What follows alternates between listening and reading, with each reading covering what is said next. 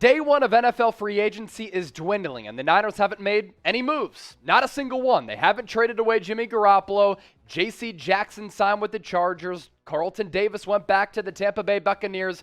Really the only significant news item for San Francisco, they lost Laken Tomlinson to the New York Jets. So if you're annoyed by the Niners' lack of moves, hit that thumbs up icon, like the video, and let's dive into these latest 49ers free agency rumors.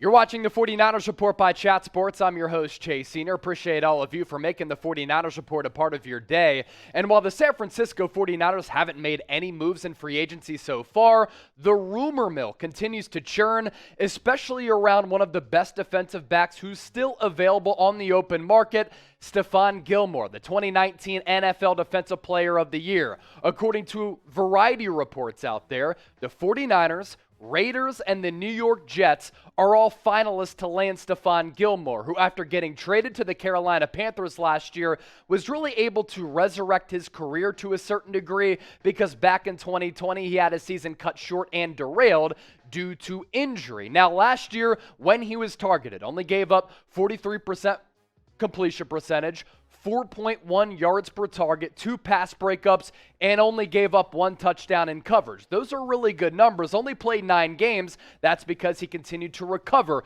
from December surgery back in 2020 and got acclimated with his new team. But Stephon Gilmore can certainly still play. Now, the big reason why San Francisco is still invested and interested in Stephon Gilmore at this point of his career in his early 30s, he's not going to demand the price tag of a J.C. Jackson or a Carlton Davis. So from that standpoint, really intriguing options for the 49ers because they certainly need to upgrade the secondary. Now, you look back at what he did in 2019 when he was named the NFL Defensive Player of the Year.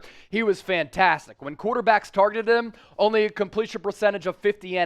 Yards per target, less than 6. Gave up 0 touchdowns, 20 pass breakups, which is really an extraordinary number, and was able to pick off opposing quarterbacks 6 times. In 2020, a season cut short, as I talked about, because of that injury. Completion percentage still pretty solid at sub 60. Yards per target went up. Touchdowns, only 1. Pass breakups down from 20 to 3, which is somewhat notable, and only had 1 interception. But really, he was plagued by injury all throughout that year, and it got to a point where the team wasn't that good.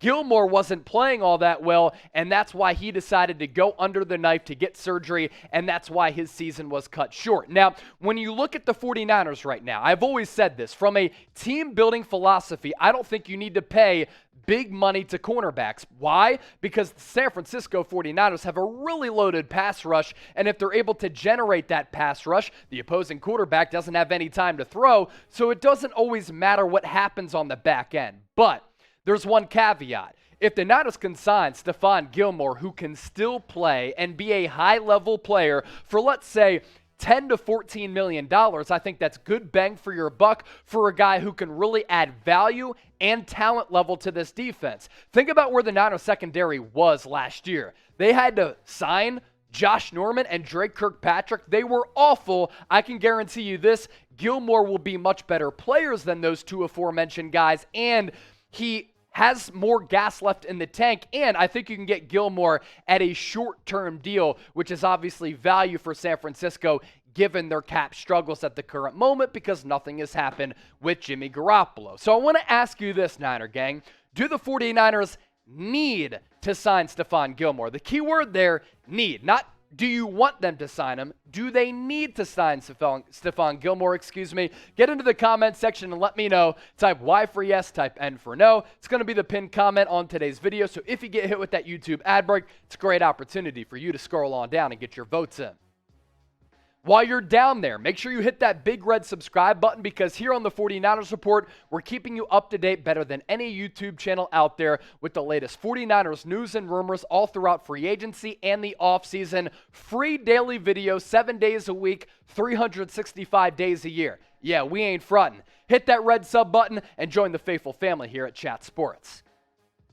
From Stephon Gilmore to Deshaun Watson, a lot of reports out there about Deshaun Watson rejecting the Seattle Seahawks. We'll get to that here in a moment, but first let's get you caught up with everything going down between the Saints and the Carolina Panthers, and them being front runners for one of the best quarterbacks in the NFL. So this first coming from Aaron Wilson. Deshaun Watson now set to meet Monday evening in Houston with the Saints and Carolina Panthers, the two front runners to land him in a potential blockbuster trade, according to league sources. Josina Anderson also on the Watson front saying, I'm told Deshaun Watson set to meet with the Saints and Panthers in Houston through Monday evening, and I'm also told Watson is currently planning to meet with more teams tomorrow on Tuesday at this time, per league sources. Johnny Venerable saying, per John McClain, one of the best NFL reporters out there, has a key focus on the Houston Texans. He said Deshaun Watson has rejected the Seahawks. I think you can find stock in that report because McClain is plugged into the Texans more so than anybody out there. Adam Schefter also on the reporting scene. Houston has declined Indianapolis's attempt to speak with Deshaun Watson, per source. Houston comfortable trading Watson, just not in the AFC South.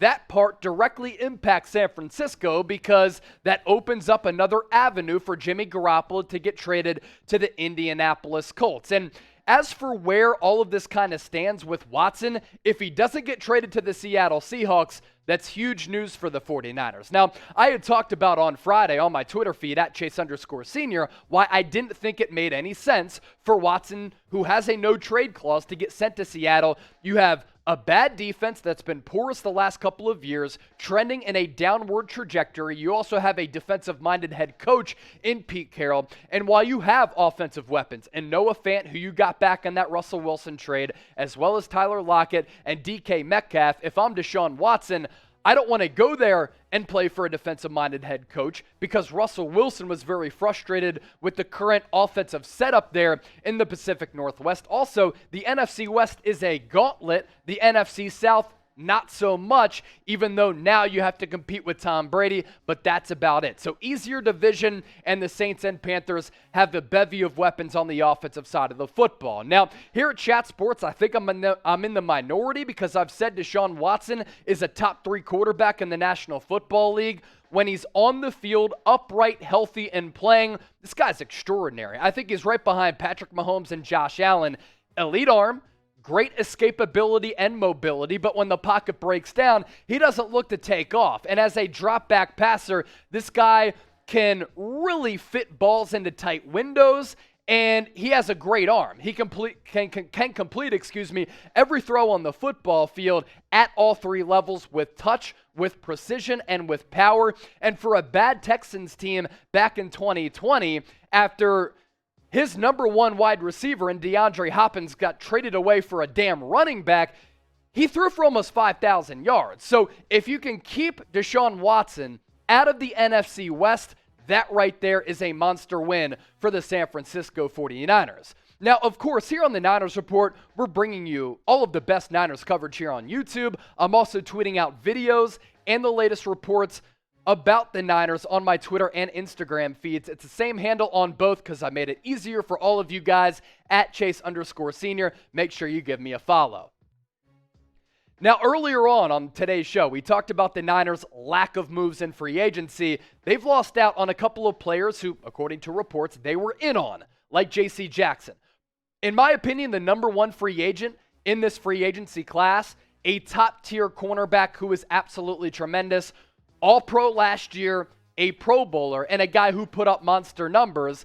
I don't hate the fact that San Francisco didn't pay him monster money because on an average annual value basis, he's going to get about $16.5 million per year, but the first 2 years, that contract is front-loaded, $20 million per year. So really, you compare J.C. Jackson and Stephon Gilmore. I think Jackson is the better player, but let's say that you get Stephon Gilmore between $10 and $14 million and on a shorter-term deal as compared to J.C. Jackson, it's good value for buck for San Francisco. As for Carlton Davis, one of the other upper echelon cornerbacks in this 2022 free agency class, not going elsewhere. It's going to return to the Tampa Bay Buccaneers. That really is the Tom Brady effect. If Tom Brady doesn't come back to Tampa Bay, one, it opens up another opportunity for Jimmy Garoppolo to get traded. Two, I think a lot of the free agents on that current roster decide to go elsewhere to different destinations. For Carlton Davis, goes back to Tampa Bay. He can really be one of the key cogs on that Buccaneers defense as they chase yet another Super Bowl,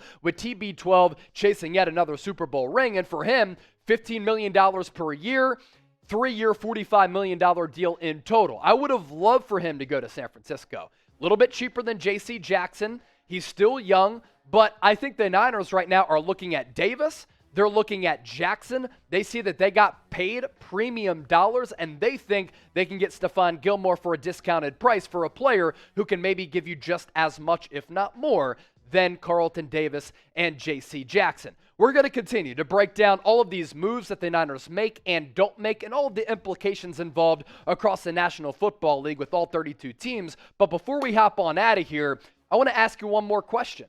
Which free agent do you want the Niners to sign? Give me a name or names in the comment section. And while you're down there, don't forget to subscribe. We're doing things that have never been done here on the Niners Report, and we're involving you, the audience, the Niner gang, the Niner faithful, better than any YouTube channel out there. Keep it locked for coverage all throughout the week.